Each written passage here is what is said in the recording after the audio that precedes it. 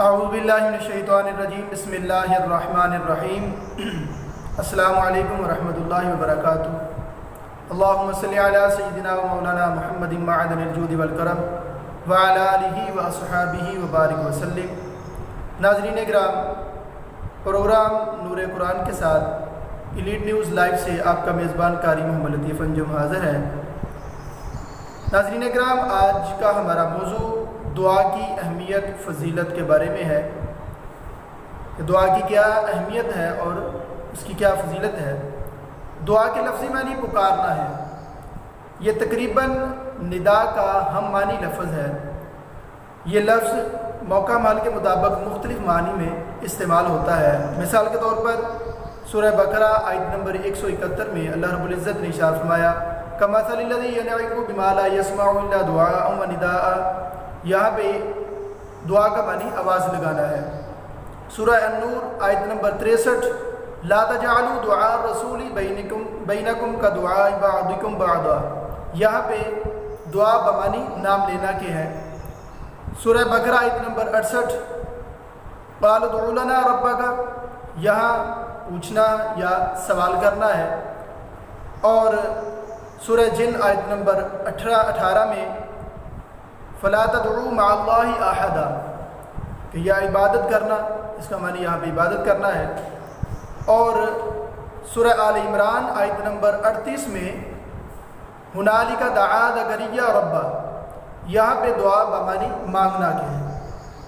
تقریباً یہ جو ساری تفصیلات ہیں یہ مفردات راغب صفحہ نمبر 170 پر موجود ہے۔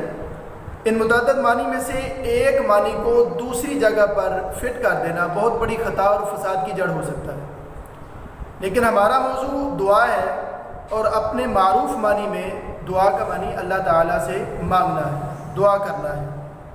چنانچہ ارشاد باری تعالیٰ ہے بسم اللہ الرحمن الرحیم، سورہ مومن آیت نمبر 60 ادعونی استجب لکم، یعنی مجھ سے دعا مانگو میں قبول کروں گا۔ اللہ فرماتا ہے کہ تم مجھ سے دعا مانگو میں قبول کروں گا۔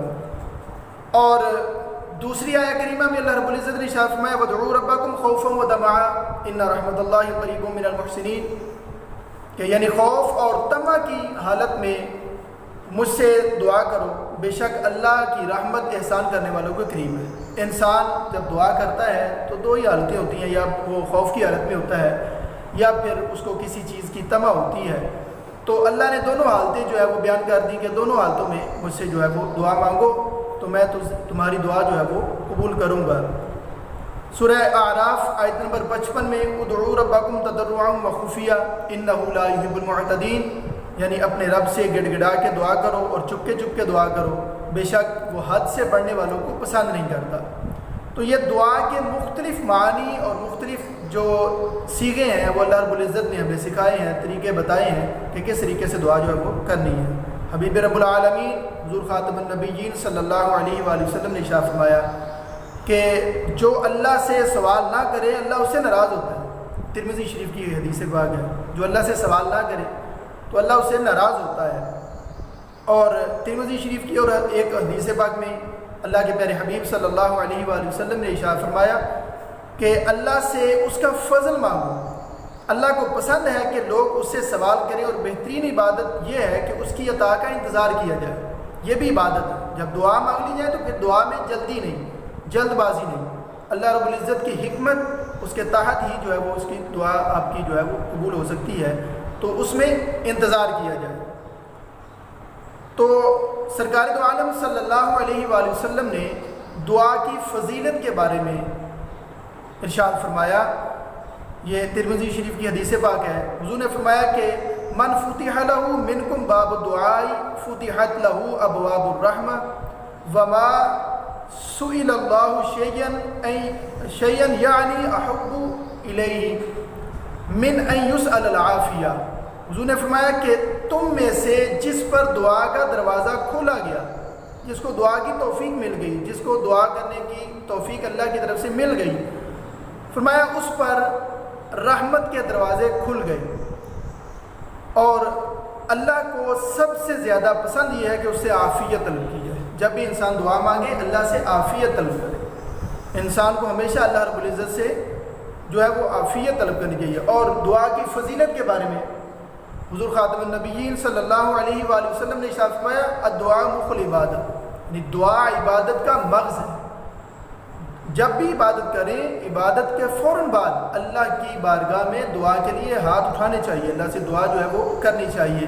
اور حضور نبی اکرم صلی اللہ علیہ وآلہ وسلم نے ارشاد فرمایا، ابو داؤد شریف کی، ترمذی شریف کی اور ابن ماجہ شریف کی روایت ہے، حضور نے فرمایا کہ ان ربکم حی کریم یستحیی من عبدہ اذا رفع یدیہ ان یردہما صفرا۔ حضور فرماتے ہیں کہ بے شک تمہارا رب حیا والا کریم ہے، اس کو اپنے بندے کے اٹھے ہوئے ہاتھ خالی لٹانے سے حیا آتی ہے۔ یہ ہو ہی نہیں سکتا کہ بندہ جو ہے وہ دعا کرے اور اللہ اس کی دعا کو قبول نہ کرے، یا اس کی دعا کو خالی لٹایا جائے، اس کے ہاتھوں کو خالی لٹایا جائے۔ صرف ضرورت اس بات کی ہے کہ ہم اللہ رب العزت کی بارگاہ میں سچے دل سے دعا جو ہے وہ کریں، تو اللہ ہماری دعاؤں کو قبول کرتا ہے۔ اللہ رب العزت کے حضور دعا ہے کہ ہمیں اللہ رب العزت دعا مانگنے کی توفیق عطا فرمائے۔ کل انشاءاللہ العزیز نئے موضوع کے ساتھ لیڈ نیوز لائیو سے آپ کی خدمت میں پھر حاضر ہوں گے۔ تب تک کے لیے اپنے میزبان قاری محمد لطیف انجم کو اور ہماری پوری ٹیم کو اجازت مرحمت فرمائیے۔ آپ میرے لیے دعا کیجیے گا، میں آپ کے لیے دعا کروں گا۔ اللہ رب العزت ہمارا حامی و ناصر ہو۔ وآخر دعوانا ان الحمد للہ رب العالمین۔